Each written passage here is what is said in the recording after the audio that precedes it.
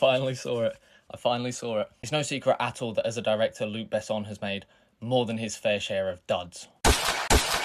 But it's his early career that has interested me over the last few months, and it is Le Grand Bleu, which feels like an impeccable summary of all of the things that are right about his films and all of the things that are wrong about them. I chose to watch the 168-minute director's cut of this film after a little while of trying to find the time to actually do so, and I was amazed by it on a visual level. Cinematography from Carlo Varini throughout this film is some of the most beautiful, most immersive cinematography I've ever seen in my life.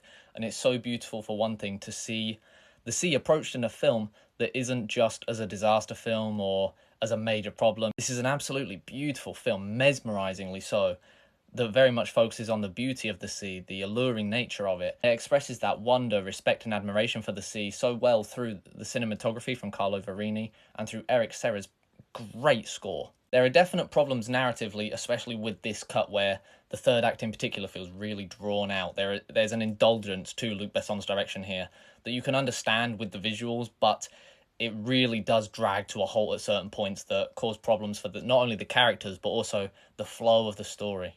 This is okay to an extent because I think that Jean Reno's character in particular is really wonderfully written and so much fun to watch through his performance, but it does still cause problems. The problem with the film really begins with the loss of the freewheeling and more anarchic nature of the first half when it settles down into more dingy character drama and more focused character moments. All of that being said, I will be curious to eventually come back and watch the shorter cut of the film to hopefully rid it of that overindulgence and to just allow it to flow a bit more peacefully, because it's wonderful spending time with these characters, spending time in the sea with the incredible visuals. I do think that it very well highlights Luc Besson's overindulgence, but also his brilliant skill for visual filmmaking and his prioritization of style above substance, which is seen throughout most of his films, but especially here, where as soon as he tries to focus on the substance of his characters, the film does begin to grind. It may have its fair share of problems, but Luc Besson's The Grand Bleu is astoundingly beautiful visually and in terms of its audio.